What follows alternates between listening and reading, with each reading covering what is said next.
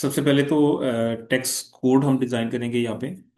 Text code को design करने के दौरान टेक्स्ट कोड 2 कैरेक्टर्स का कोड एक हम वो क्रिएट करेंगे और उसके साथ उसकी परसेंटेज सेट करेंगे। इनपुट के लिए और आउटपुट के लिए डिफरेंट परसेंटेजेस की टेक्स्ट कोड बनाएंगे।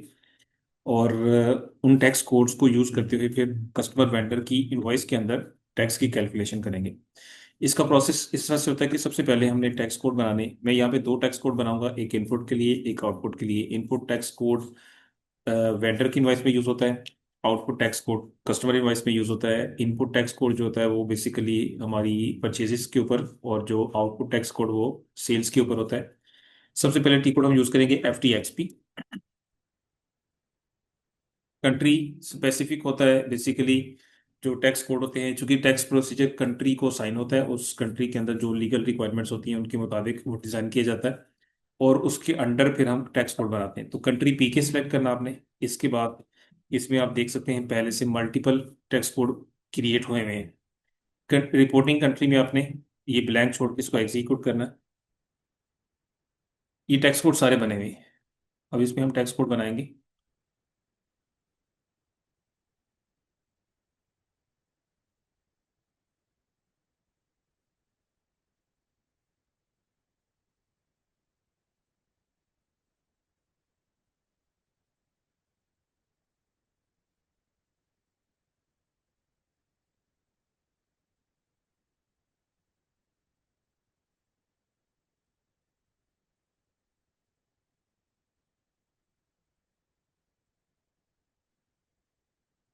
अब ये ऐसे यहाँ पे एक्स की रेंज में X1 2 X4 5 तक बने हुए हैं। तो X5 के बाद X6 और X7 ये दो हम बनाएंगे। या अगर ये आपने यूज नहीं करना तो Z की रेंज में देख लेते हैं। Z के अंदर अवेलेबल नहीं है। ZD के बाद ZE और ZF ये भी हम बना सकते हैं। ये 2 कैरेक्टर्स का बेसिकली कोड होता है। अल्फा न्यूमेरिक, न्यूमेरिक वैल्यूज और अल्फाबेट्स, हम तीनों चीजें यूज कर सकते हैं। Y की रेंज में बना सकते हैं। Y9 बना हुआ है, Y1 Y2 ये दो बना लेते हैं।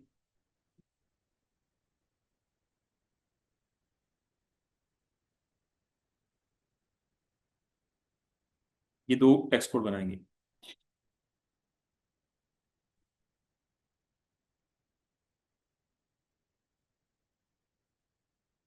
Y1 17% का, और Y2 सपोज हम बना लेते हैं 15% का। जो भी परसेंटेज हम यहाँ पे यूज करेंगे उसी के मुताबिक सिस्टम कैलकुलेट करेगा टैक्स। इसको क्लोज कर दें। ये जस्ट देखने के लिए होता है कि तो कौन सा टैक्स कोड पहले से बना। जो पहले से बने हम वो नहीं बना सकते, ना ही वो बनेंगे, हम अपने टैक्स कोड नहीं बनाएंगे। तो Y1 एंटर। इनपुट टैक्स के लिए हम बनाएंगे इनपुट टैक्स, और परसेंटेज हम रख लेते हैं यहाँ पे 17%। जैसे कि मैंने यहाँ पे डिसाइड किया कि 17% इनपुट के लिए होगा। ये आप देख रहे हैं कि Y1 का टैक्स कोड बन रहा है और इनपुट टैक्स के लिए बना रहे हैं 17 की परसेंटेज है।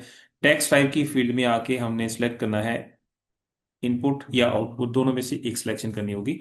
अब ये देखें, ये क्वेश्चन आपसे एग्जाम में पूछा जा सकता है कि टैक्स टाइप्स कौन कौन सी होती हैं। Input tax, output tax, withholding tax, sales tax, different types आपको बताई उसमें ऑप्शन आ सकती है। आपने आउटपुट टैक्स और इनपुट टैक्स की सिलेक्शन करनी है। वहां पे ऑप्शन ये भी हो सकती है टैक्स ऑन परचेज या टैक्स ऑन सेल्स, वो भी यही चीज़ है। इनपुट टैक्स जो है टैक्स ऑन परचेज होता है, आउटपुट टैक्स है टैक्स ऑन सेल्स होता है। तो ये कॉन्सेप्ट आपने समझने हैं। ठीक है, जैसे टैक्स कोड को बनाते हुए ये दो ऑप्शन बाय डिफॉल्ट आ रही हैं SAP के अंदर। तो मैं इनपुट की सिलेक्शन करता हूँ और इसके बाद यहाँ पे क्लिक करेंगे।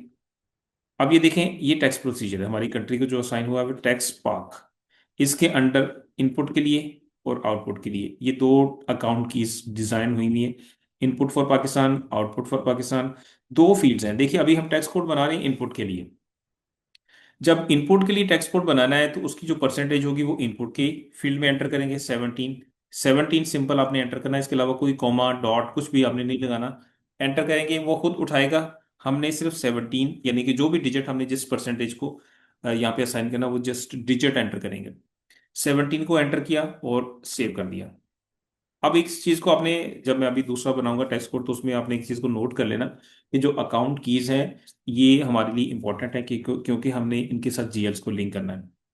ठीक है, दूसरा टेक्स्ट कोड है Y2। ये मैंने Y2 यहाँ पे टाइप किया और एंटर का बटन प्रेस किया। आउटपुट के लिए बनेगा 15% का टैक्स कोड हमने आउटपुट के लिए 15% रखा है, ठीक है। और इसमें अब टैक्स टाइप की सिलेक्शन करेंगे आउटपुट के लिए। दो ऑप्शन आ रही है, एक इनपुट है एक आउटपुट है। हमने इनपुट के लिए पहले बना लिया है Y1 का टैक्स कोड, अब बना रहे हैं आउटपुट के लिए। तो उसके लिए ये सिलेक्शन करेंगे, और ये ए की सिलेक्शन होगी। जो ये जो ए की सिलेक्शन है, इनपुट और आउटपुट की जो भी सिलेक्शन है बाय डिफॉल्ट आती है सिस्टम के अंदर, पहले से अवेलेबल होती है। इसके बाद इधर क्लिक करेंगे। अब टेक्स्ट कोड बन रहा है आउटपुट के लिए। यहां से भी आप देख सकते हैं हमने किसके लिए बनाया, यहां से भी देख सकते हैं। और आउटपुट की फील्ड कौन सी है, नीचे वाली, आउटपुट फॉर पाकिस्तान। इसमें आके अपने 15 का डिजिट एंटर करना है और इसको सेव करना है। सेव करने से पहले आप ये PIN और POT को आपने नोट कर लेना है इधर। PIN और POT, ये इनपुट के लिए।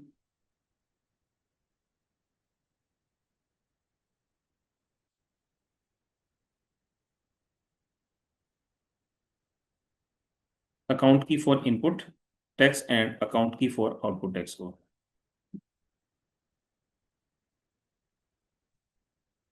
ये तो दो कीज जो हैं इनको हमने GL असाइन करने हैं, वो भी हम बनाते हैं। दो टैक्स, दो अकाउंट बनाएंगे, GL अकाउंट बनाएंगे इनपुट के लिए और आउटपुट के लिए, और फिर वो इन अकाउंट कीज को साइन कर देंगे।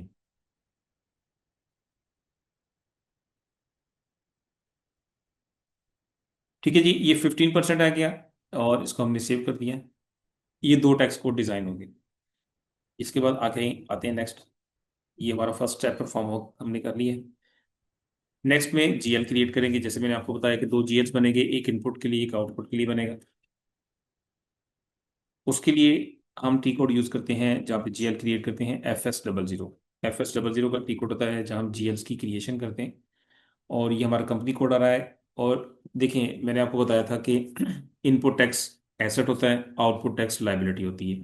तो करंट एसेट के अंदर आएंगे, इनपुट टैक्स के लिए अकाउंट बनाएंगे। यहाँ पे डबल क्लिक किया, एग्जिस्टिंग को, जो सबसे लास्ट में आ रहा है उसको हम कहते हैं एग्जिस्टिंग। इसको डबल क्लिक करके कॉपी फंक्शन यूज करेंगे।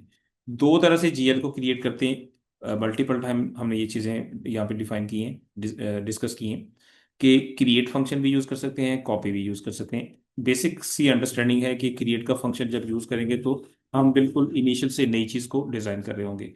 अगर कॉपी करेंगे इट्स मीन कि हम किसी एग्जिस्टिंग को कॉपी करेंगे। कॉपी का बेनिफिट ये होता है कि हमें कुछ फील्ड्स यहाँ पे पहले से फिल की हुई मिल जाती हैं, जिससे हमें बहुत सारी इंफॉर्मेशन यहाँ पे एंटर नहीं करनी पड़ती। तो मैं कॉपी फंक्शन यूज करता हूँ, ये वाला। नेक्स्ट नंबर 2 के बाद आएगा 3, और इधर क्लिक किया। अब जस्ट हमने अपने अकाउंट का नेम चेंज करना, डिस्क्रिप्शन चेंज करनी। तो उसका नेम सबसे पहले आएगा। इनपुट टैक्स अकाउंट भी हम लिख सकते हैं और टैक्स ऑन परचेजेस भी लिख सकते हैं, दोनों तरह से हम इसको कॉल कर सकते हैं। अब ये चीज़ भी आपको पता होनी चाहिए कि अगर क्वेश्चन एग्जाम में आता है इनपुट टैक्स या आउटपुट, सॉरी, इनपुट टैक्स या टैक्स ऑन परचेजेस, तो ये एक ही चीज़ के दो नाम है। सिमिलरली आउटपुट टैक्स और टैक्स ऑन सेल्स, तो ये भी एक ही चीज़ के दो नाम है। आपने इनमें कंफ्यूज नहीं होना। इनपुट टैक्स अकाउंट शॉर्ट में और लॉन्ग में दोनों में आपने ये एंटर कर दिया। अच्छा, मुझे एक क्वेश्चन का आंसर दें। मैंने आप लोगों को मल्टीपल टाइम ये बात बताई है कि ये शॉर्ट टेक्स्ट की फील्ड है, ये लॉन्ग टेक्स्ट की फील्ड है। शॉर्ट टेक्स्ट में मैक्सिमम कितने कैरेक्टर्स तक हम टाइप कर सकते हैं और लॉन्ग में कितना टाइप कर सकते सर शॉर्ट टेक्स्ट में 20 कैरेक्टर्स और लॉन्ग टेक्स्ट में 50 कैरेक्टर्स। हैं? शॉर्ट में कितना? 20 कैरेक्टर्स। जी ठीक है, वेरी गुड। बिल्कुल ऐसे ही है, शॉर्ट में 20 कैरेक्टर्स और लॉन्ग में 50 कैरेक्टर्स तक हम टाइप कर सकते हैं।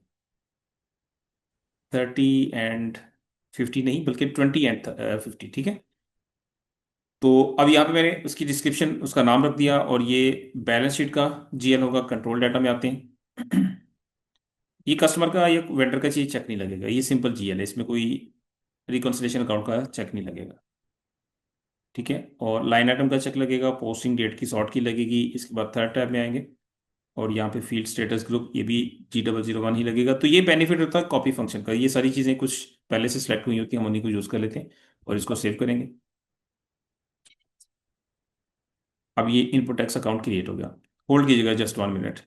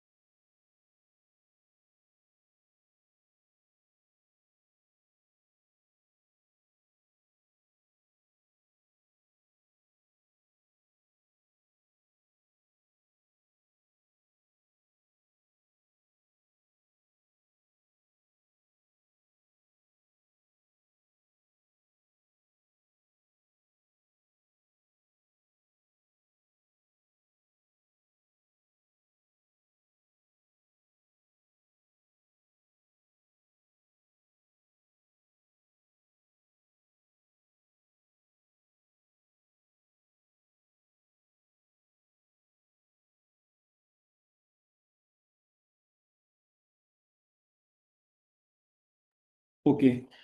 तो एक हमने इनपुट टैक्स टैक्स का अकाउंट बना लिया। अब लाइबिलिटी के अंडर यहाँ पे आउटपुट टैक्स अकाउंट बनाएंगे, तो इधर भी डबल क्लिक करेंगे। डबल क्लिक करके ये कॉपी फंक्शन यूज किया, और यहाँ पे नेक्स्ट नंबर होगा 300, और यहाँ पे नेक्स्ट नंबर 3300002 आ गया। इसी तरह से फर्स्ट फील्ड में आके यहाँ पे उसका नेम रखेंगे आउटपुट टैक्स अकाउंट।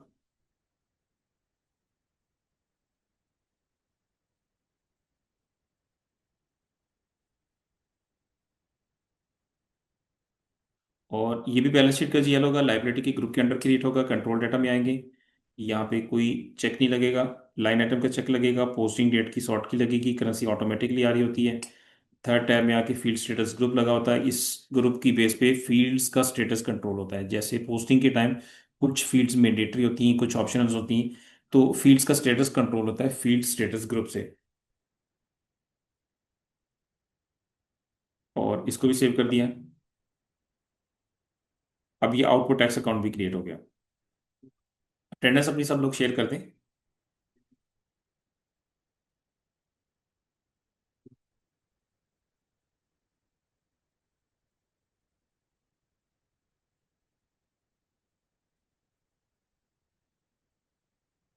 दोनों जीएल्स क्रिएट हो गए। अब इन जीएल्स की असाइनमेंट करेंगे, मींस के जीएल को लिंक करेंगे। किसके साथ लिंक करेंगे? अकाउंट कीज के साथ। अकाउंट कीज कौन सी हैं? जैसे कि हमने टेक्स्ट कोड को बनाते हुए दो अकाउंट कीज देखी थी, पीआईएन और पीओटी। पीआईएन की अकाउंट की थी इनपुट टैक्स के लिए, पीओटी टू की अकाउंट की थी आउटपुट टैक्स के लिए। अब इसको OB40 के टी कोड में जाके ये हमने परफॉर्म कर लिया, अभी जीएल क्रिएट कर ली। अब थर्ड स्टेप में OB40 के टी कोड में जाके हम इन दोनों जीएल्स को अकाउंट कीज के साथ लिंक करेंगे। ठीक है, अब जीएल को हमने जब बनाया था उसको मैं आप इधर नोट कर लेता हूँ। ये इनपुट टैक्स अकाउंट है। ये देखिए सारी चीजें सिस्टम के अंदर अवेलेबल है। अगर आप लोगों ने मेरे कंपनी कोड का डाटा एज ए रेफरेंस देखना हो, एज ए सैंपल देखना हो, तो ये सारा डाटा आप लोगों के लिए अवेलेबल है। आप उसको आगे देख सकते हैं। इस टी कोड में आके PAK1 का कंपनी कोड ओपन करके आप सारा डाटा मेरा देख सकते हैं कि किस तरह से चीजें क्रिएट हुई हैं। वो as a reference, as a copy आप लोगों के लिए अवेलेबल है यहाँ पे। और इसी तरह से लाइबिलिटी के ग्रुप के अंदर हमने ये वाला जीएल बनाया है, इसको भी नोट करेंगे।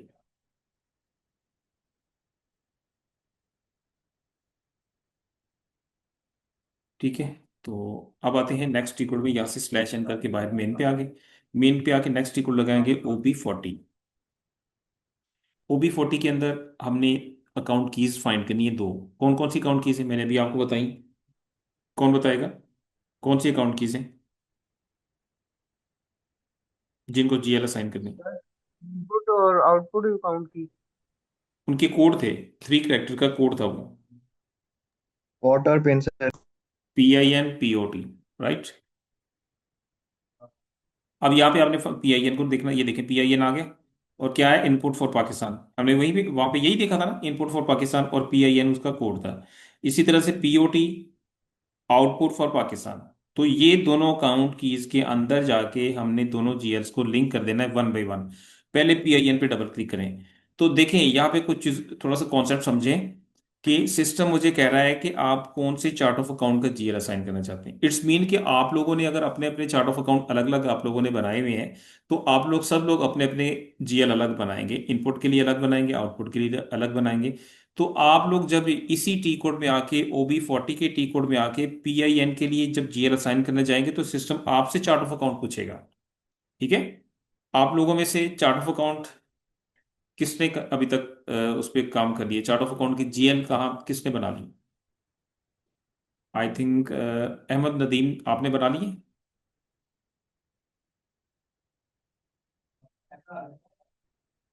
चले खैर, मैं अभी अपना असाइन कर देता हूँ। ये मेरा चार्ट ऑफ अकाउंट है PAK1, उसको मैंने टाइप किया और इस पर क्लिक किया। तो इसके बाद ये एक ब्लैंक फील्ड आ गई, इसमें कुछ भी नजर नहीं आ रहा, हमें सिर्फ ये नजर आ रहा है कि ये चार्ट ऑफ अकाउंट है और अकाउंट कीज है। लेकिन इसमें जरा एहतियात से आपने काम करना है। यहाँ पे अक्सर जो है स्टूडेंट्स वो डिट्रैक्ट हो जाते हैं। आपने अकाउंट के ऊपर क्लिक करना है सिंगल। कुछ भी फर्क नहीं पड़ा, कुछ भी फर्क नहीं पड़ा। इसके बाद आपने सेव के बटन पे क्लिक करना है। तो एक स्क्रीन ओपन हो जाएगी आपके सामने। ठीक है। ये किसकी फील्ड है? अकाउंट की फील्ड है। किस अकाउंट और किस ट्रांजैक्शन के साथ लिंक कर रहे हैं हम? PIN के साथ। तो यहाँ पे कौन सा GL लिंक करेंगे, इनपुट टैक्स का। उसको सर्च कर लेते हैं, यहाँ पे ये सर्च की ऑप्शन आ रही है साइड पे छोटी सी, उसको क्लिक किया तो ये सर्च ऑप्शन पे मुझे ले आया। अब यहाँ पे मैं जब इस ग्रीन कलर के टिक के साइन के ऊपर क्लिक करूंगा तो मेरी GL की लिस्ट ओपन हो जाएगी, जिसमें सारे GL अकाउंट्स मुझे नजर आ रहे होंगे। देखिए डिफरेंट डिफरेंट अकाउंट आ रहे हैं, कस्टमर का, एडवांसेस का है, रिकॉन है, इनपुट टैक्स है, MCB बैंक का, आउटपुट टैक्स है, रेंट एक्सपेंस है। तो मुझे यहाँ पे कौन सा GL लिंक करना है, इनपुट टैक्स का। वो अकाउंट नंबर क्या है, 100003। इसको डबल क्लिक किया, असाइन इधर ऐड हो गया, असाइन हो गया। इसको हम कहते हैं integration. This concept is called integration. Integration किस किस चीज की हो रही है, जनरल लेजर की और टैक्स की। टैक्स की इस GL के थ्रू हम इंटीग्रेशन कर रहे हैं। इसको कर देंगे सेव। ठीक हो गया।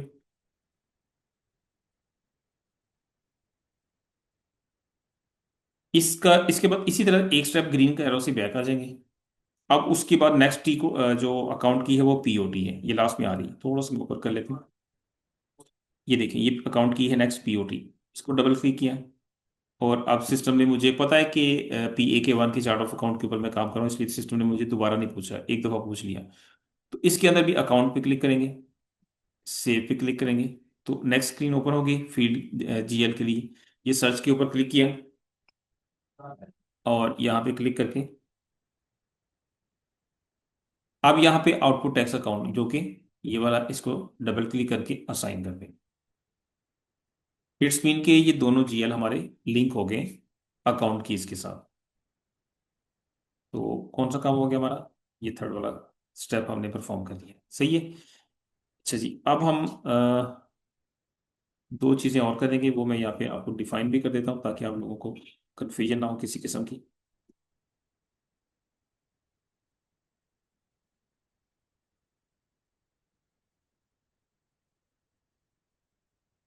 हमने FS00 की T कोड में वापस जाना है और वहां पे दो GLs की सेटिंग करनी है। सेटिंग तो पहले GL पहले से बने हुए हैं, हमने सिर्फ सेटिंग करनी है। सेटिंग किस तरह से करनी है, उनको अलाउ करना है वेंडर इनवॉइस के अंदर और कस्टमर इनवॉइस के अंदर पोस्टिंग के लिए। इनपुट टैक्स के लिए अलाउ करना है और आउटपुट टैक्स के लिए अलाउ करना है।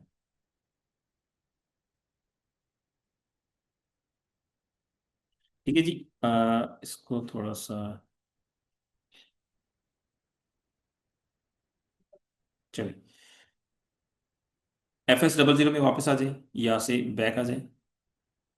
FS00 देखें, मैं वेंडर इनवॉइस के अंदर मेरी एंट्री क्या बनती है, वेंडर इनवॉइस के अंदर मेरी एंट्री क्या पोस्ट होती है, एक्सपेंस का GL या परचेज का GL डेबिट होता है और वेंडर क्रेडिट होता है। इट्स मीन कि मुझे एक्सपेंस के GL को यूज करना है या उसकी जगह पे परचेज का GL, दोनों में से एक GL यूज करूंगा जिसको डेबिट करना है। तो एक्सपेंस के फोल्डर को ओपन करके मैं रेंट एक्सपेंस को यूज कर लेता हूँ, इसको मैंने वेंडर इनवॉइस के टाइम यूज करना है। अब इसके अंदर सेटिंग क्या होगी, आपने यहाँ से चेंज मोड में लेके आना। ये जो चेंज ऑप्शन आ रहा है यहाँ पे इसके ऊपर क्लिक करेंगे तो ये सारी फील्ड्स चेंज मोड में आ जाएंगी, चेंजेबल मोड में आ जाएगी। अब मैं इसमें कुछ अगर चेंज करना चाहूँ, कुछ इसमें टाइप करना चाहूँ, रिमूव करना चाहूँ तो मैं कर सकता हूँ। मैंने क्या चेंज करना है, कंट्रोल डाटा में आना है। ये एक ऑप्शन आ रही है टेक्स्ट कैटेगरी की, इसके ऊपर क्लिक करके आपने सर्च पे चले जाना है। इसमें देखिए मल्टीपल ऑप्शंस आ रही हैं, टैक्स कोड भी आ रहे हैं, बट हमें टैक्स कोड को सिलेक्ट नहीं करना। यहाँ पे गलती से भी आपने टैक्स कोड सिलेक्ट नहीं करना, एक को सिलेक्ट कर लेंगे तो फिर आपका सिर्फ वही यूज होगा, बाकी नहीं होंगे। लेकिन कंपनीज में तो डिफरेंट टैक्स कोड होते हैं। इसको आपने ओनली इनपुट टैक्स अलाउड का चेक लगाना है, ये वाला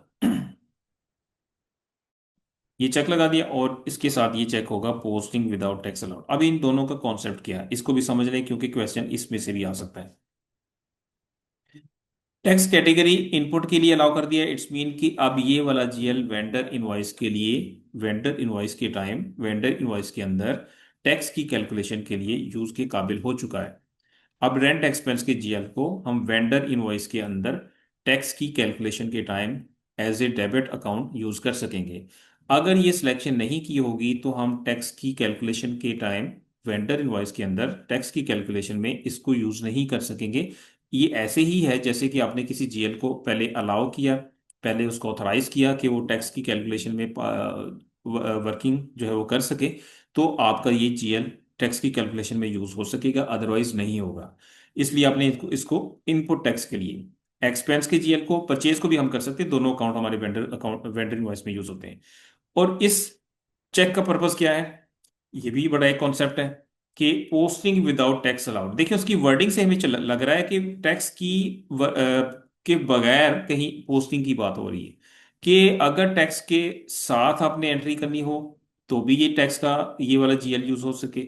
अगर टैक्स के बगैर, कभी कभी को टैक्स एग्जम्प्टेड भी तो हो सकता है ना, कोई पार्टी टैक्स एग्जम्प्टेड भी हो सकती है जिसको जिसका टैक्स कैलकुलेट नहीं करना, तो भी ये वाला जीएल यूज हो सके दोनों कैटेगरीज के लिए, दोनों दोनों सिचुएशंस के लिए। लेकिन अगर ये चेक नहीं लगाएंगे तो फिर सिस्टम इस जीएल को सिर्फ टैक्स के लिए यूज करेगा, टैक्स के बगैर एंट्री पोस्ट नहीं करने देगा। सो इस वजह से हमने दोनों का चेक लगाना है, ये भी लगाना है और ये सिलेक्शन भी करनी है। इसके बाद आप इसको सेव कर देंगे। ये कर दिया।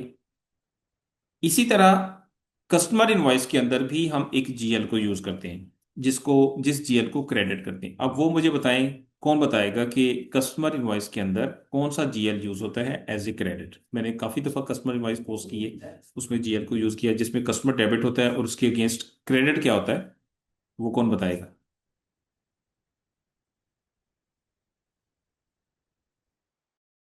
कस्टमर इनवॉइस की एंट्री क्या होती है, या सेल्स जब हम बुक करते हैं उसकी एंट्री क्या होती है? ऑब्वियसली सेल का अकाउंट यूज होगा, सेल के अकाउंट में आ जाए। Customer debit, sales credit. जब हम सेल बुक करते हैं तो मैंने सेल का वर्ड भी यूज कर लिया, जब सेल बुक करते हैं तो सेल्स का अकाउंट यूज होगा, तो ये सेल का अकाउंट हमने बनाया हुआ है यहाँ पे। इसको भी डबल क्लिक करें, दोबारा ये चेंजेबल मोड में आ गया। अब इसको भी हमने अलाउ करना है, तो कस्टमर का जो इनवॉइस होगी या सेल्स का जो जीएल होगा उसको भी हमने टैक्स कैटेगरी में आके अलाउ करना है आउटपुट टैक्स के लिए। क्योंकि ओनली आउटपुट टैक्स अलाउड, क्योंकि कस्टमर का जो ये वाला जो सेल्स का जीएल है जो कि कस्टमर इनवॉइस के अंदर यूज होगा, वो आउटपुट टैक्स के लिए यूज होगा, तो इसलिए आउटपुट के लिए अलाउ करना, इनपुट के लिए नहीं करना, या ऑल आइटम के या ऑल टैक्स कोड के लिए अपने अप्लाई अलाउ नहीं करना। टैक्स एक्सपेंस के जीएल को इनपुट के लिए अलाउ करना है और सेल्स के जीएल को आउटपुट के लिए अलाउ करना। अब मैंने इसको अलाउ कर दिया, ये प्लस का साइन आ गया, इसमें भी ये चेक इसी तरह से लगेगा और इसको भी सेव कर देंगे। दोनों जीएल की सेटिंग होगी। अब ये दोनों जीएल वेंडर और कस्टमर की इनवॉइस के अंदर टैक्स की कैलकुलेशन में हिस्सा ले सकेंगे, टैक्स की कैलकुलेशन कर सकेंगे। ठीक है, इसको हम यहाँ पे मैं डिफाइन कर देता हूँ ताकि आप लोगों की अंडरस्टैंडिंग डेवलप हो जाए।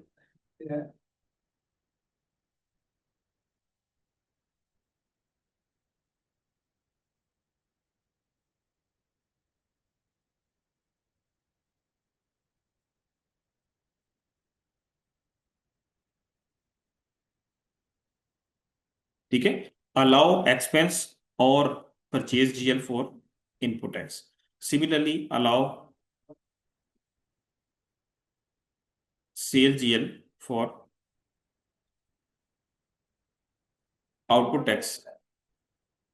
कैलकुलेशन का वर्ड भी आप साथ यूज कर सकते हैं।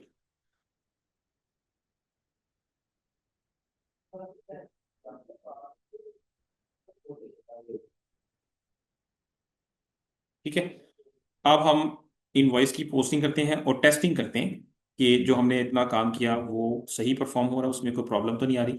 FP60 में जाते हैं। FP60 में अब हम इनवॉइस पोस्ट करेंगे वेंडर की। FP60 का टी कोड यूज किया और इसमें हम पहले तो कंपनी कोड लेंगे, PAK1। अच्छा, मैं अपना टॉलरेंस ग्रुप भी चेक कर लूँ, OB57।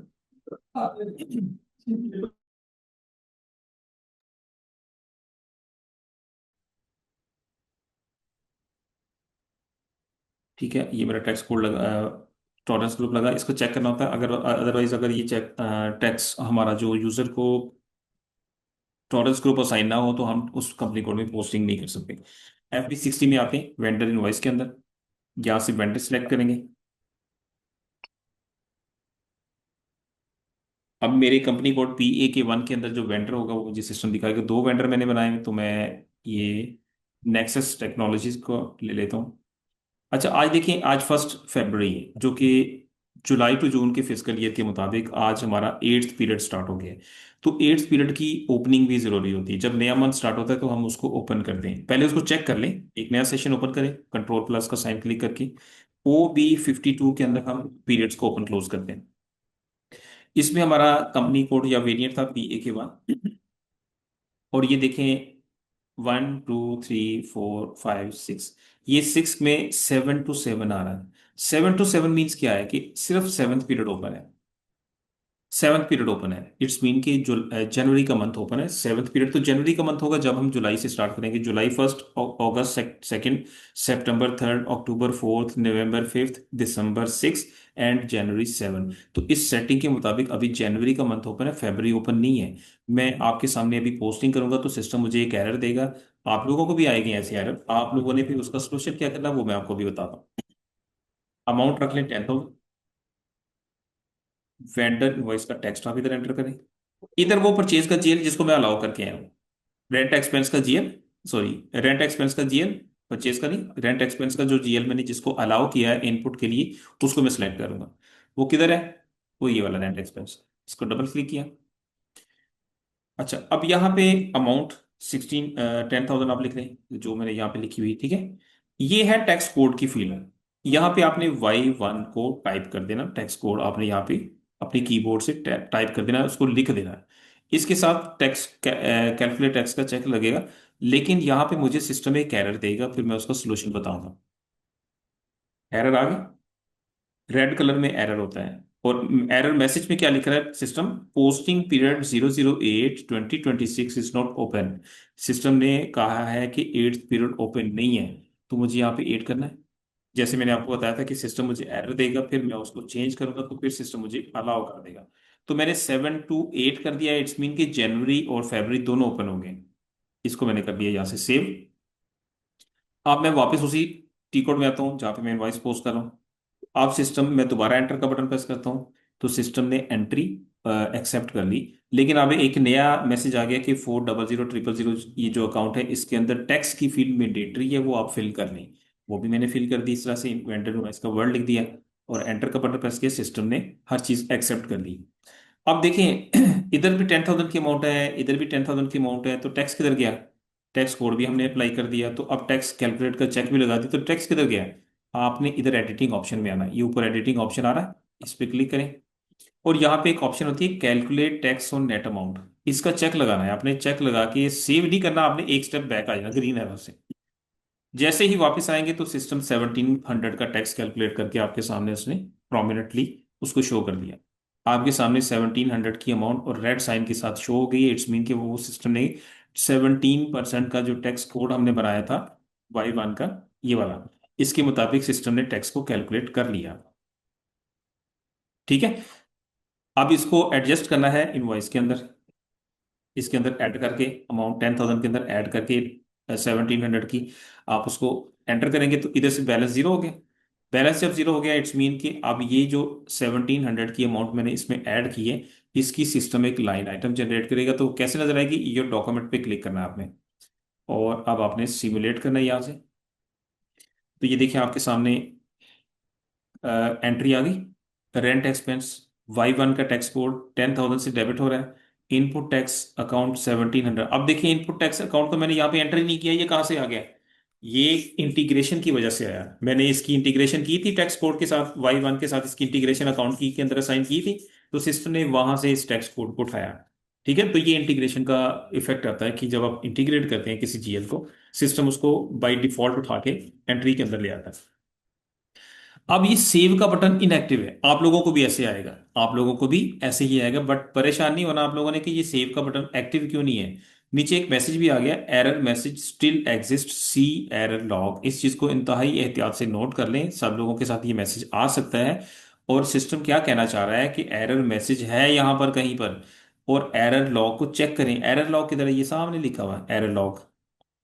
इसको डिस्प्ले करने से पहले मैं आपको एरर खुद से ही बता देता हूँ, आप लोगों को भी यही एरर होगा। ये बेसिकली एरर नहीं है, ये इनके अंदर एक फील्ड है टेक्स्ट की, वो मैंडेटरी है, वो आपने फिल करनी है। वो तीसरी लाइन में है, इनपुट टेक्स्ट के अंदर है।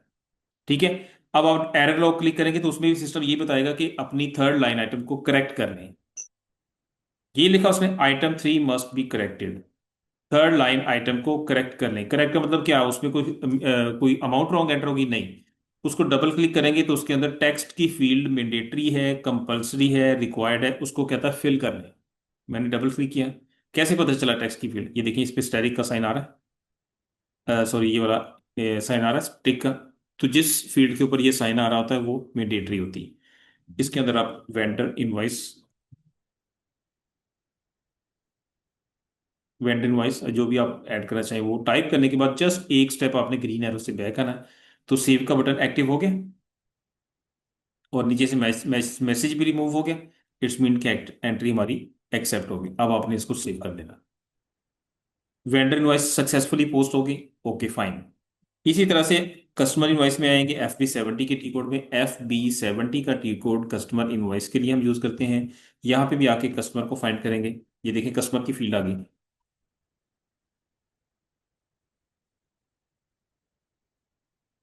ये कस्टमर सेलेक्ट किया। यहाँ पे आज की डेट एंटर करते हैं। इसकी भी अमाउंट आप 10,000 रखें ताकि सिस्टम जो टैक्स कैलकुलेट करे वो आप लोगों को क्लियरली समझ आ जाए। कस्टमर इनवॉइस का टैक्स आ जाएगा। यहाँ पे आप कौन सा GL यूज करेंगे, अब आप मुझे बताएंगे यहाँ पे मैं कौन सा GL यूज करूँ। मोहम्मद अहमद नदीम के अलावा कोई बताना चाहे तो बताएं। यहाँ पे कौन सा GL यूज करूँ मैं।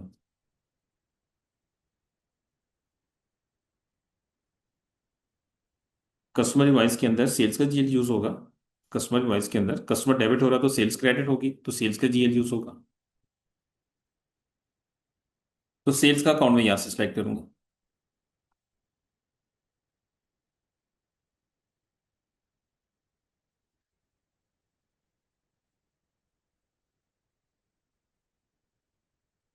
ये सेल अकाउंट आ गया।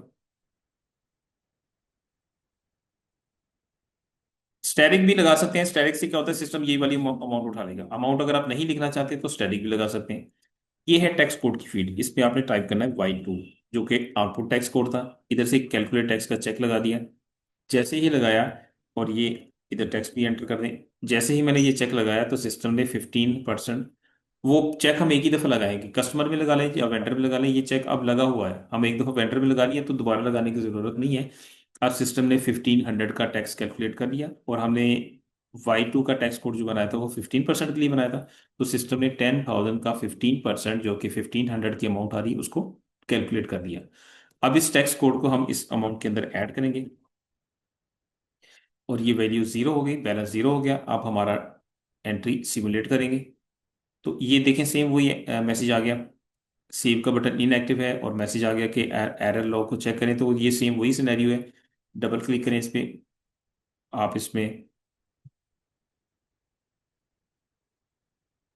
इसका टेक्स्ट टाइप करें और एक स्टेप बैक आए। सेव का बटन वापस एक्टिव हो गया। और ये देखिए एंट्री क्या बन रही है, सेल्स क्रेडिट हो रही है, इसमें कस्टमर डेबिट हो रहा है। और आउटपुट टैक्स का अकाउंट भी बाय डिफॉल्ट यहाँ पे आ गया। और ये वही GL है जो हमने आउटपुट टैक्स के लिए बनाया था। और ये Y2 का टैक्स कोड, इसके साथ ये लाइन आइटम्स की आ गई। और ये इंटीग्रेशन की वजह से आ गई। और सिस्टम ने 15% का टैक्स कैलकुलेट करके 1500 की अमाउंट टैक्स की लाइन आइटम के अंदर ऑटोमेटिकली जनरेट कर दी। इसको भी सेव करेंगे। ठीक है, ये हमारा टॉपिक टैक्स का यहाँ तक कंप्लीट हो जाएगा। इसमें कोई कन्फ्यूजन हो।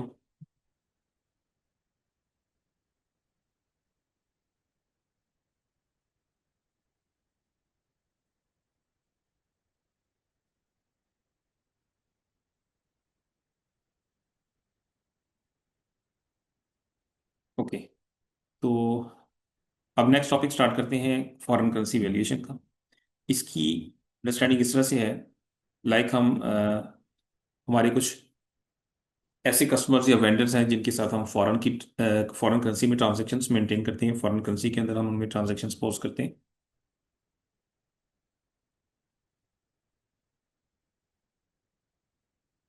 ठीक है, और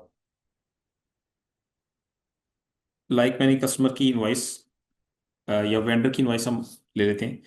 वेंडर की इनवॉइस अगर मैं सपोज 1 जनवरी 2026 में पोस्ट करता हूँ।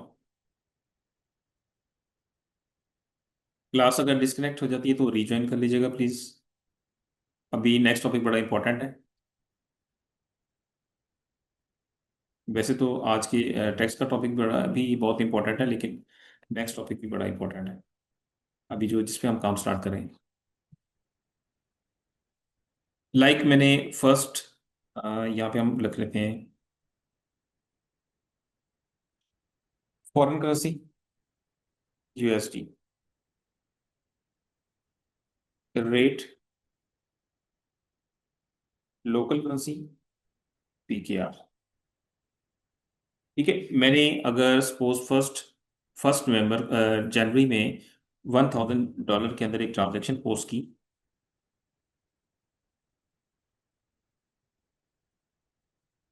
उस दिन रेट था 285 मीन्स कि, या 280, कि डॉलर का रेट था 280। तो अमाउंट कितनी पीकेआर में बनेगी? अमाउंट 280,000, 2,80,000 पीकेआर के अंदर लोकल करेंसी में कन्वर्ट हो जाएगी। इसकी पेमेंट मैं करता हूँ सपोज 31 जनवरी में। फॉरेन करेंसी में तो $1,000 ही पे होगा, लेकिन यहाँ पे उसका रेट डिक्रीज हो जाता है, 277 हो जाता है।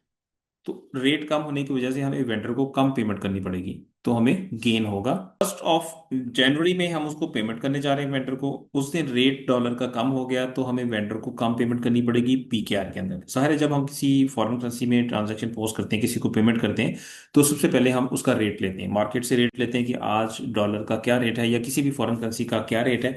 तो उतनी उतनी अमाउंट हम लोकल में अरेंज करते हैं। लाइक हमने किसी को $1,000 पे करना है, तो पहले तो हम उसका रेट लेंगे कि उसका रेट क्या है उस दिन का, मार्केट से या बैंक से। जब रेट ले लेंगे तो फिर ये हमें पता चल जाएगा कि इसका रेट है 277, तो हमें 277,000 इतनी अमाउंट अरेंज करनी होगी। हमें 2,77,000 की पेमेंट अरेंज करनी होगी इस वेंडर को $1,000 पे करने के लिए 31 जनवरी में। सो इतनी पेमेंट अरेंज करने के बाद इट्स मीन कि हमने उसकी पेमेंट जो उसको देनी थी वो तो 2,80,000 थी, 280,000 थी, तो बट हम उसको कम दे रहे हैं। इट्स मीन कि जो ये 3,000 का हमें गेन हो गया। ठीक है, अब यहां पे भी दो जीएल हम बनाएंगे, foreign currency gain and foreign currency loss. जब गेन होगा तो सिस्टम गेन के जीएल में हिट करेगा, जब लॉस होगा तो लॉस के जीएल में हिट करेगा। अगर सपोज इस दिन रेट हमारा 283 हो जाता है या 282 हो जाता, रेट इंक्रीज हो गया, तो इंक्रीज होने से हमें वेंडर को फिर ज्यादा पेमेंट करनी पड़नी थी, तो 2,000 का हमें लॉस होना था। तो जो भी रेट होगा उसके मुताबिक सिस्टम हमें उसकी एंट्री के टाइम उसका गेन या लॉस का जीएल हिट करेगा। यहाँ पे भी दो जीएल बनाएंगे, फॉरेन करेंसी गेन का, फॉरेन करेंसी लॉस का। उनको बिल्कुल उसी तरह से जैसे हमने इनपुट टैक्स और आउटपुट टैक्स के लिए उनको असाइन किया था, यहाँ पे भी असाइन करेंगे, बट यहाँ पे टी कोड डिफरेंट होगा असाइनमेंट के लिए। और इसी तरह से फॉरेन करेंसी के दो रेट्स मेंटेन करेंगे, मैं 1 जनवरी में और 31 जनवरी में, या आप 2 जनवरी में कर सकते हैं, किसी भी दो अलग अलग डेट्स में। एक में आपने इनवॉइस पोस्ट की, दूसरे में आपने पेमेंट कर दी। आप यहाँ पे 15 जनवरी की डेट रख लें, कोई मसला नहीं। जरूरी नहीं कि आपने पूरे मंथ का वेट करना है, आप यहाँ पे 2 जनवरी भी रख सकते हैं। आप 2 जनवरी को अगर आप पेमेंट करें सपोज, यहाँ पे आप सेकंड कर लें, कोई मसला नहीं। तो ये हमने दो डेट्स का अलग अलग डेट्स का डिफरेंस निकालना है कि उस दिन रेट में डिफरेंस जो है उसकी बेस पे सिस्टम गेन और लॉस को हिट करेगा। यहाँ पे भी मैं पहले दो जीएल बनाता हूँ, FS00, और दूसरी साइड पे एक और स्क्रीन ओपन करेंगे हम। वहां पे आप टी कोड यूज करेंगे OB08, OB0, OB08। OB08 का टी कोड जो होता है ये फॉरेन करेंसी को के रेट को मेंटेन करने के लिए होता है। एंटर किया, इसमें आपने पोजीशन पे क्लिक करना है। पोजीशन पे क्लिक करके एक्सचेंज रेट टाइप की फील्ड में आपने एम टाइप करना है। अब ये भी आपके एग्जाम के पॉइंट ऑफ व्यू से इंपॉर्टेंट एक्टिविटीज हैं, इनको नोट कर लें। फॉरेन करेंसी या फ्रॉम करेंसी में आपने यूएसडी लिखना है, टू करेंसी के अंदर आपने अपनी करेंसी पीकेआर लिखना है, डेट की फील्ड को ब्लैंक छोड़ दें। इससे क्या होगा, जो सबसे लास्ट का रेट मेंटेन हुआ होगा सिस्टम हमें वो दिखाएगा। अब इसमें देखें 1 जनवरी का भी रेट मेंटेन हुआ है और 5 जनवरी का हुआ है और 10 का हुआ है। मैं क्या करता हूँ, मैं 1 जनवरी का रेट तो यही यूज कर लेता हूँ, लेकिन 15 जनवरी का एक नया अपनी तरफ से एंटर कर लेता हूँ, और इसके रेट को मैं चेंज भी कर देता हूँ। लाइक इसका रेट में रख लेता हूँ 280। ठीक है, इसको आप रिमूव कर दें और इसको सेव करें।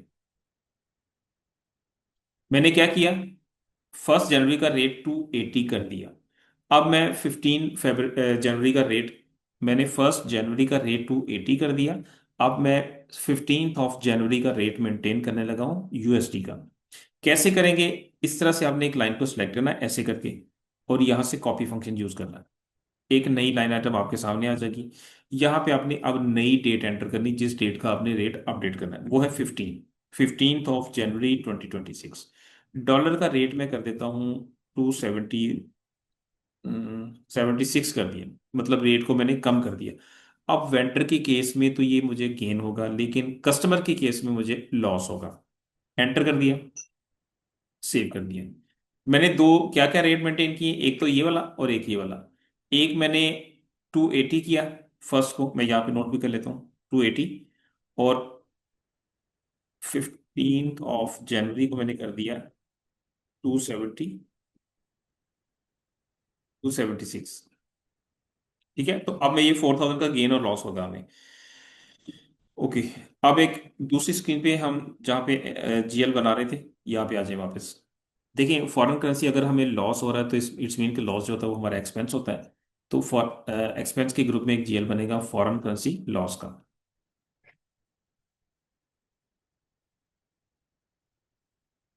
F C, loss count. F C stand for foreign currency, ठीक है, इसको मैंने शॉर्ट करके लिख दिया। दोनों फील्ड में मैंने इसका नाम लिख दिया। और ये प्रॉफिट एंड लॉस का अकाउंट है। बाकी ये सिलेक्शन इसमें नहीं करेंगे, हम इसको रिमूव करेंगे और इसको सेव कर दिया। इसी तरह से रेवेन्यू के अंदर भी हम एक जीएल बनाएंगे। सेल्स और रेवेन्यू के अंदर इनकम का भी अलग से ग्रुप भी हो सकता है, रेवेन्यू का भी हो सकता है, इसके अंदर एक जीएल बनेगा। इनकम का भी एक अलग ग्रुप था, हम उसके अंदर भी बना सकते हैं, ये इनकम का पार्ट है बेसिकली। इसके अंदर भी ये चेक रिमूव करेंगे।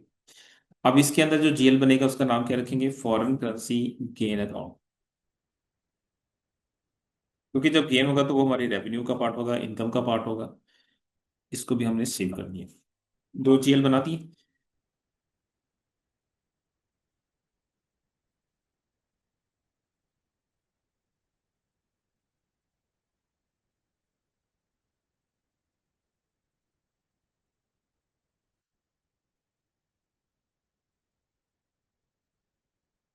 फॉरेन करेंसी गेन अकाउंट, और इधर फॉरेन करेंसी लॉस का था 400001।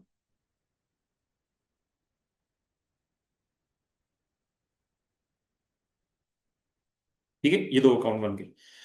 अब इन दोनों अकाउंट्स को हमने असाइन करना है OB09 की टिकट में। पहला तो हमने काम कर लिया, एक्सचेंज रेट हमने सेट कर लिए, दो रेट मेंटेन कर लिए, दो अलग अलग डेट से। इसके बाद हमने दो जीएल दो बनाए, इनको OB09 की टिकट में जाके असाइन करेंगे। नेक्स्ट टिकट है OB09, enter. Chart of account कौन सा, देखिए जब भी हम जीएल असाइन करने जाते हैं सिस्टम चार्ट ऑफ अकाउंट पूछता है। तो ये मेरा चार्ट ऑफ अकाउंट आ गया। इसमें आपने आके न्यू एंट्री पे आना है। यहाँ पे ये जीएल अकाउंट जो है ये है कस्टमर का और वेंडर का रिकॉन्सिलेशन अकाउंट, वो आपने यहाँ पे साइन करना है। दोनों के लिए, कस्टमर के लिए भी करेंगे, वेंडर के लिए भी करेंगे। पहले वेंडर का करें। वेंडर का रिकॉन किधर है, ये वाला, इसको क्लिक किया है। और इसके साथ यहाँ पे आपने लॉस का जीएल असाइन करना है, इधर गेन का करना, फॉरेन करेंसी लॉस का इधर आएगा।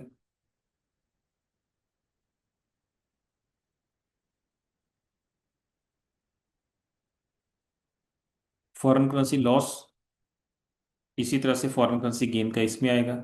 ये इंटीग्रेशन हो रही है, इसी की बेस पे सिस्टम ऑटोमेटिकली एंट्री पोस्ट करेगा इसमें। ये फॉरेन करेंसी गेन का कॉपा साइन कर दिया और इसको सेव कर दिया। अब ये मैंने वेंडर की रिकॉन के लिए दोनों गेन लॉस की जीएल को साइन कर दिया। इसी तरह से कस्टमर के लिए भी करेंगे। एक स्टेप बैक, दोबारा न्यू एंट्री में आएंगे। अब ये कस्टमर का रिकॉन साइन करेंगे, क्योंकि हमारी ट्रांजैक्शन तो कस्टमर वेंडर्स के साथ होंगी ना, तो उनके रिकॉन्सिलेशन अकाउंट भी यहाँ पे हम ऐड करेंगे। कस्टमर का रिकॉन ये आ गया। और इसी तरह से इनके लिए भी, कस्टमर के रिकॉन के लिए भी लॉस और गेन दोनों जीएल असाइन करेंगे। अब ये फॉरेन करेंसी लॉस और यहाँ पे फॉरेन करेंसी गेन,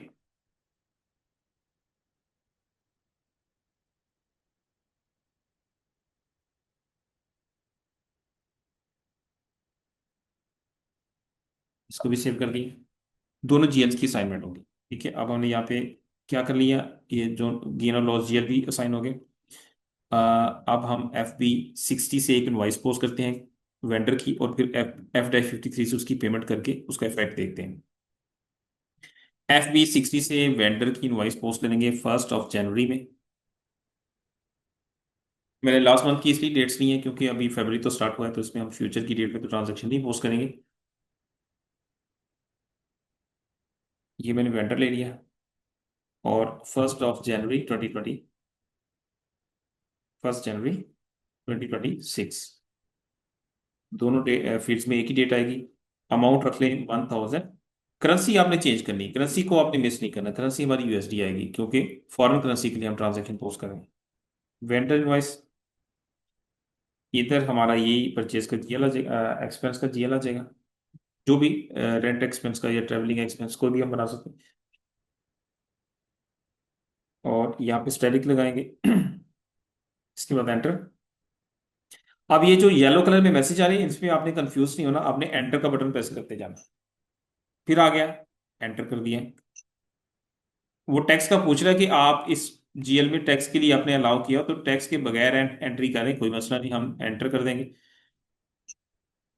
टैक्स की फील्ड ये मैंडेटरी, इसको आपने एंटर कर दिया। ठीक है, दोबारा एंटर कर दिया। जब तक ये येलो मैसेज रिमूव नहीं हो जाता आपने एंटर का बटन प्रेस करते जाना। ठीक है, अब ये देखें आप, ये लोकल करेंसी का एक टैब आपके सामने शो हो गया, इसको क्लिक करें। फिर येलो कलर का मैसेज है, आपने फिर एंटर का बटन प्रेस कर देना। तो अब ये देखें सिस्टम आपको फॉरेन करेंसी का रेट दे रहा है, 280 का रेट दे दिया सिस्टम ने। और सिस्टम बता रहा है कि 1000 यूएसडी था, उसको 280 से मल्टीप्लाई करके, इस एक्सचेंज रेट से मल्टीप्लाई करके अमाउंट 280,000 बन गई। आप देखिए रेट हमारा यही था, ये देखिए ये रेट था 1 जनवरी का, तो सिस्टम ने सही कैलकुलेट किया। ओके, अब आप इसको सिमुलेट करके, येलो मैसेज आ गया, कोई मसला नहीं, एंटर का बटन, वो एक वार्निंग मैसेज होता है। ये हमारी वेंडर की इनवॉइस पोस्ट हो रही है 1 जनवरी में, ये 1 जनवरी की डेट है, और यूएसडी 1000 यूएसडी में पोस्ट हो रही है। ओके, अब इसकी पेमेंट करें, और उसके लिए हम टी कोड यूज करेंगे F-53। पेमेंट करेंगे हम 15 जनवरी में। बैंक, जिस बैंक के थ्रू हमने पेमेंट करी उस बैंक का जीएल सेलेक्ट करेंगे।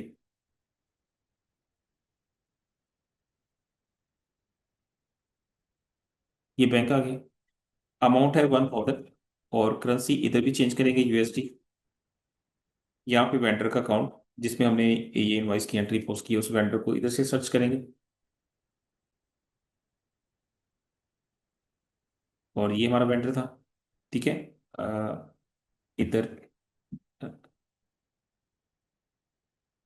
वेंडर पेमेंट का टैक्स आ गया। ठीक है, सारी सभी सब चीजें हमने एंटर कर ली। इसके बाद एंटर का बटन प्रेस किया, कोई मसला नहीं, येलो मैसेज है, जब तक येलो रिमूव नहीं हो जाता आपने एंटर का बटन प्रेस कर दिया। नेक्स्ट स्क्रीन पे आ गए, तो ये देखिए 1000 की अमाउंट हमारी सिलेक्ट हुई हुई है, ये एंटर्ड अमाउंट और असाइंड अमाउंट इक्वल है। ठीक है, आपने डॉक्यूमेंट में जाना है, सिमुलेट किया, तो ये जो ब्लू कलर की लाइन आ रही है ये फॉरेन करेंसी गेन की लाइन है। सिस्टम ने गेन की जीएल को हिट किया, लेकिन कितनी अमाउंट से किया वो हमें नजर नहीं आ रहा।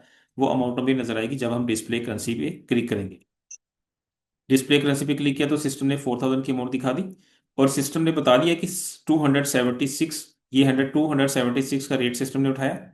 यही रेट था, ये देखें यही रेट था, सिस्टम ने वही रेट उठा लिया, और उसको मल्टीप्लाई करके 1000 से अमाउंट बना दी 276,000। बैंक से हम इतनी पेमेंट करें, करनी थी इतनी, बट इतनी कम, 4000 कम करें तो वो 4000 किधर चला गया, वो गेन के अंदर चला गया, फॉरेन करेंसी गेन का जीएल रेट हो गया। अब ये जो लाइन ब्लू आ रही होती है ना, इस इट्स मीन कि इसके अंदर कोई फील्ड में, इसके अंदर भी कोई फील्ड मैंडेटरी है, उसको डबल क्लिक करें और उसको फिल करें। कौन सी फील्ड मैंडेटरी है, टैक्स की। इसको वेंडर पेमेंट का टैक्स करें और एक स्टेप बैक आ जाए। अब लाइन ब्लू खत्म होगी, ब्लैक होगी, अब आप इसको सेव कर दें। अब यही इफेक्ट मैं कस्टमर के लिए आपको दिखाता हूं। कस्टमर की वॉइस पोस्ट करें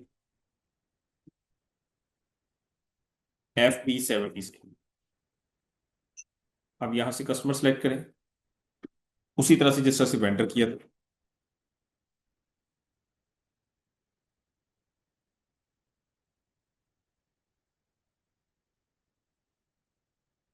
ये कस्टमर आ गया, और इसमें भी 1 जनवरी 2026 की डेट लेंगे हम। अमाउंट इसमें मैं 100 रखता हूँ ताकि थोड़ा सा डिफरेंस रहे, वो भी 1000 की है, ये भी तो 1000 की, तो फिर वो डिफरेंस समझ नहीं आएगा। 100 की अमाउंट रखता हूँ, और करेंसी में यहाँ पे यूएसडी रख लेता हूँ, और यहाँ पे टैक्स कस्टमर इनवॉइस का आ जाएगा, और इधर सेल्स का जीएल आ जाएगा। सेल्स का जीएल था ये 5 वाला। ठीक है, इधर स्टैटिक लगाएंगे और एंटर का बटन प्रेस करते जाएंगे जब तक येलो कलर, नीचे से मैसेज रिमूव नहीं हो जाता। देखिए मैं एंटर का बटन प्रेस करता जाऊँ, कोई मसला नहीं है। आपने भी ऐसे करते जाना।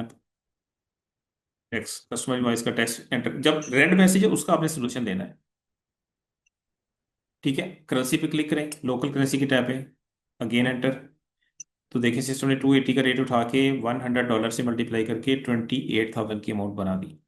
सिमुलेट करें, एंटर का बटन प्रेस करें, एंट्री आपके सामने आ गई कस्टमर की। सेव कर दें। ठीक है, अब इसकी पेमेंट करेंगे। इसकी पेमेंट का भी टी कोड है F-28। F-28। अब पेमेंट करेंगे 15 जनवरी में। Currency USD।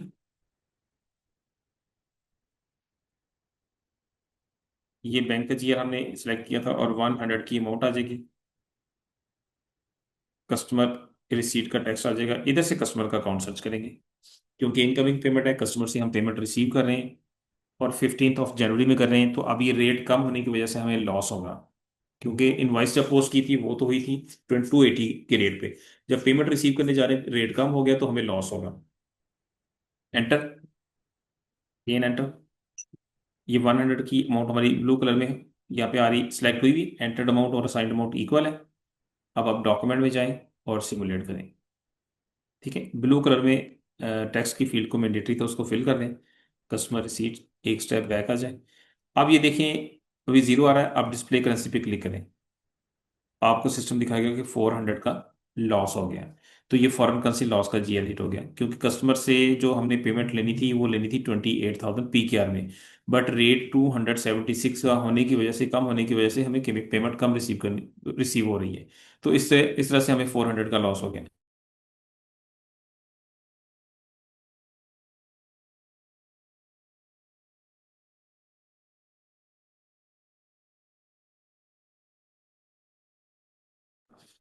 और ये 400 का हमारा लॉस हो गया।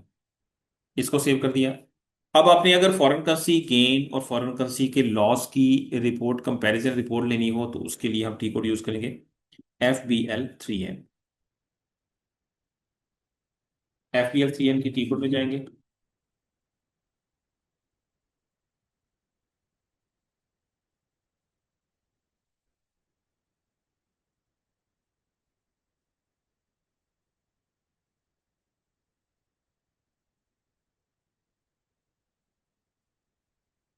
ये मल्टीपल सिलेक्शन में आएंगे और इसमें फॉरेन करेंसी के दोनों जीएल सेलेक्ट कर लेंगे, लॉस का भी गेन का भी।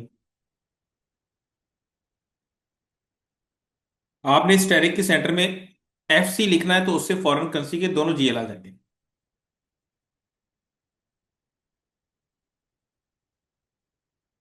ये दोनों जीएल आ गए।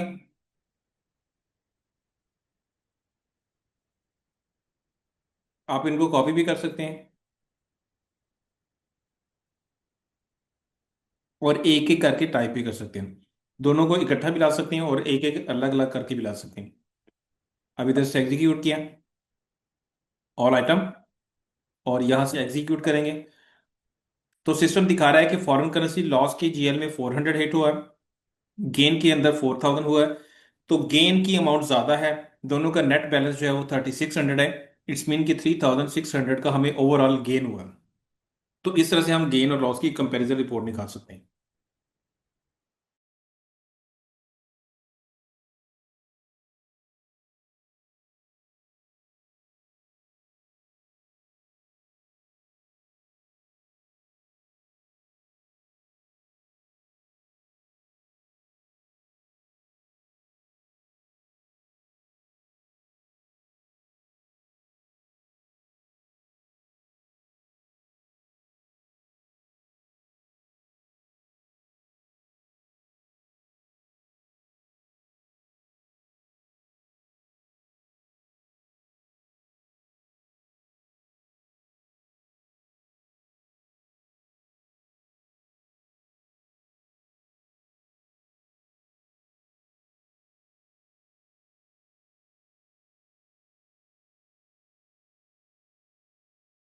जी, हमारा फॉरेन करेंसी का टॉपिक भी कंप्लीट हो गया। अब यहाँ पे कोई क्वेश्चन आप लोगों की तरफ से है तो क्वेश्चन पूछने पहले, फिर इसको आगे कंटिन्यू करते हैं।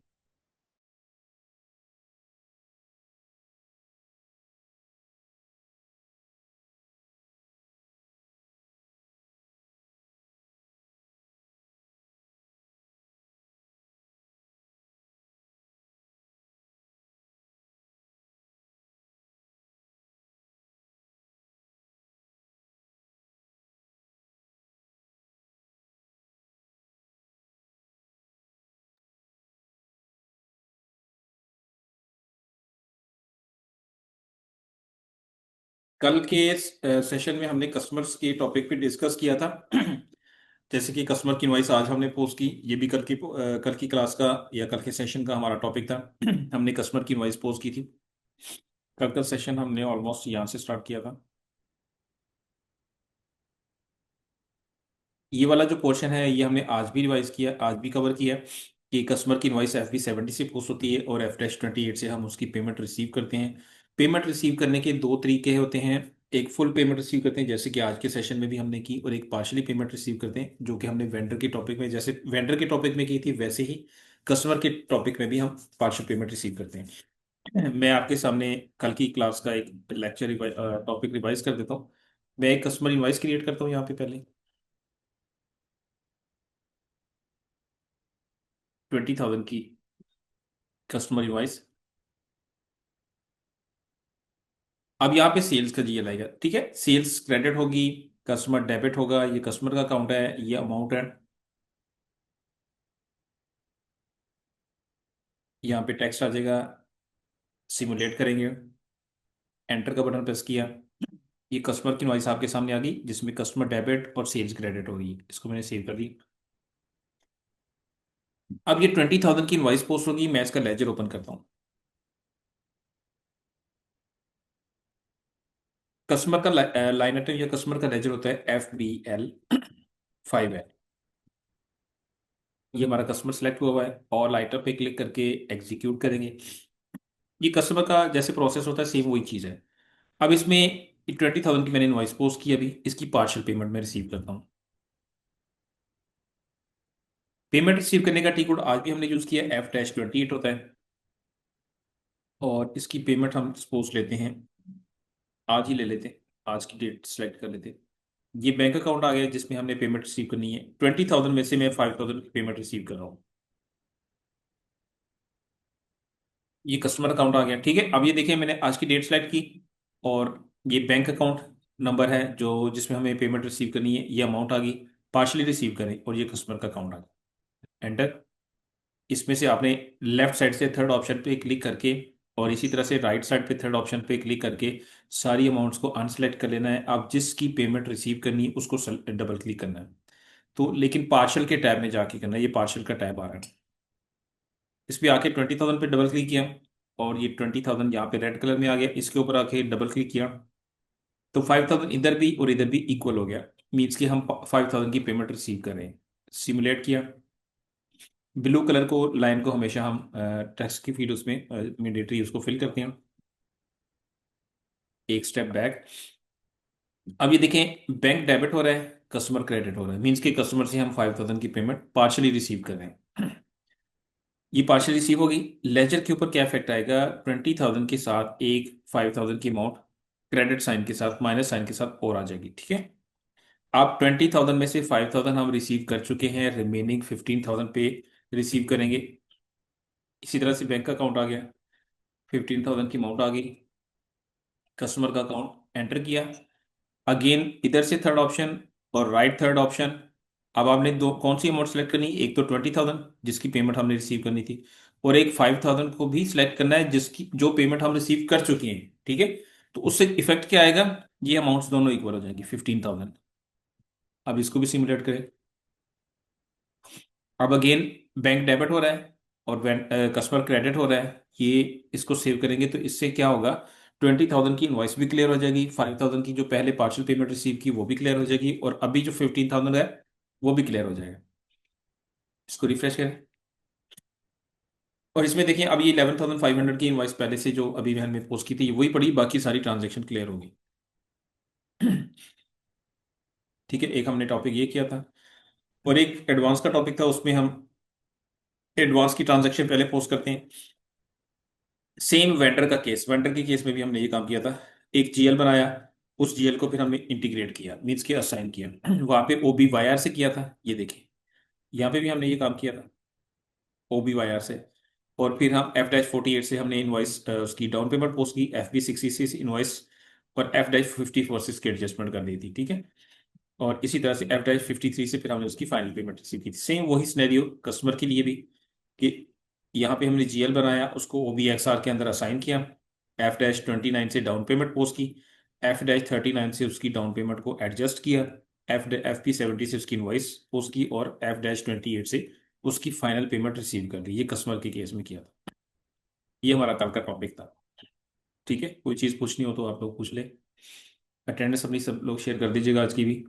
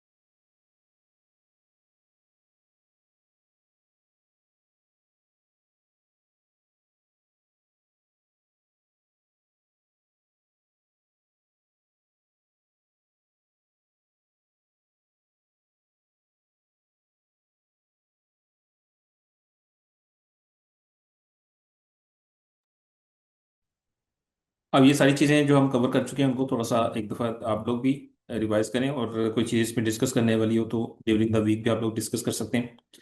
जिसमें कंपनी कोड की क्रिएशन के बाद ये बेसिक सेटिंग्स हमने कंप्लीट कर ली थी। चार्ट ऑफ अकाउंट को डिफाइन किया और अकाउंट ग्रुप्स डिफाइन किए, रिटेन अर्निंग का concept, fiscal year variant, posting period variant, periods को ओपन क्लोज करने का प्रोसेस देखा, फील्ड स्टेटस वेरिएंट का कॉन्सेप्ट हमने डिस्कस किया, जिसकी बेस पे आज हमने डॉक्यूमेंट पोस्टिंग के टाइम आपने देखा कि टैक्स की फील्ड मैंडेटरी थी, वो इधर से कंट्रोल होता है, ठीक है, फील्ड स्टेटस से।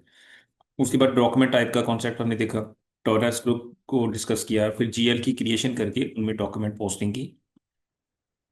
डॉक्यूमेंट पोस्टिंग के अंदर हमें ये कॉन्सेप्ट देखा था कि डॉक्यूमेंट को पार्क भी किया जा सकता है, डॉक्यूमेंट को पोस्ट भी किया जा सकता है। पार्क डॉक्यूमेंट को डिलीट कर सकते हैं, पोस्ट डॉक्यूमेंट को डिलीट नहीं किया जा सकता। पोस्ट डॉक्यूमेंट को रिवर्स करते हैं, और एक इंडिविजुअल रिवर्स होती है, एक मैस रिवर्सल होती है। इंडिविजुअल रिवर्सल में एक वक्त में एक डॉक्यूमेंट रिवर्स होता है, और मैस रिवर्सल में एक वक्त में मल्टीपल डॉक्यूमेंट्स को रिवर्स करते हैं। नेक्स्ट मॉड्यूल के अंदर अकाउंट्स पेबल के अंदर हमने अकाउंट ग्रुप डिफाइन किया, नंबर रेंज डिफाइन की, उन दोनों को आपस में लिंक किया, टॉलरेंस ग्रुप बनाया, फिर कस्टमर का रिकॉन्सिलेशन अकाउंट हमने बनाया, और वेंडर का अकाउंट बनाने के बाद वेंडर की इनवॉइस और उसकी पेमेंट का प्रोसेस देखा। वेंडर की इनवॉइस पहुंच करने के बाद वेंडर की फुल पेमेंट और पार्शियल पेमेंट देखी। और अगर कोई डॉक्यूमेंट रॉन्ग हो जाता है, पार्शियल पेमेंट करने के बाद कोई डॉक्यूमेंट रॉन्ग हो जाता है, तो उसको FBRA के टी कोड से हम रीसेट करते हैं। फिर वेंडर की डाउन पेमेंट का प्रोसेस हमने देखा, उसके लिए हमने एक जीएल बनाया डाउन पेमेंट का, उसको इंटीग्रेट किया OBYR की टी कोड में। फिर OB40 से डाउन पेमेंट पोस्ट की वेंडर की, FB60 से इनवॉइस पोस्ट की, F-54 से हमने उसकी एडजस्टमेंट की डाउन पेमेंट की इनवॉइस के साथ, और F-53 से फाइनली उसकी पेमेंट रिसीव कर ली। वेंडर उसकी फाइनली हमने F-53 से पेमेंट वेंडर को कर दी। इसी तरह से कस्टमर के केस में भी सेम वही सिनेरियो है। अकाउंट ग्रुप डिफाइन किया, नंबर रेंज डिफाइन की, उनको आपस में लिंक करने के बाद टॉरस ग्रुप असाइन किया और जीएल बनाया, फिर कस्टमर का अकाउंट क्रिएट करने के बाद कस्टमर की इनवॉइस और उसकी पेमेंट, फुल पेमेंट और पार्शियल पेमेंट। फिर इसी तरह से FBRA के अंदर अगर क्लियर डॉक्यूमेंट, पेमेंट डॉक्यूमेंट कोई रॉन्ग हो जाता है, तो उसको हम किस तरह से क्लियर करते हैं, रीसेट करते हैं। फिर डाउन पेमेंट का प्रोसेस, कस्टमर की डाउन पेमेंट, OB GL बनाने के बाद OBXR में उस GL को असाइन करते हैं। F-29 से उसकी डाउन पेमेंट पोस्ट करते हैं, F-39 से उसकी एडजस्टमेंट होती है और इनवॉइस FB70 से, और फाइनल पेमेंट F-28 से रिसीव करते हैं। और इसके बाद आज के टॉपिक हमने कवर की टैक्स की कॉन्फ़िगरेशन और फॉरेन करेंसी वैल्यूएशन। तो यहाँ तक हमारा काम कंप्लीट हो चुका है। इसमें कोई भी डाउट हो किसी को, क्लास कोई क्वेश्चन, किसी किस्म का कोई कन्फ्यूजन हो, तो आप ड्यूरिंग द वीक भी डिस्कस कर सकते हैं व्हाट्सएप पे। ठीक है, लेकिन इसको नेक्स्ट वीक से पहले पहले सारी चीज़ें कंप्लीट कर ले, ताकि आप लोगों का जो असेसमेंट और आप लोगों की जो वाइवा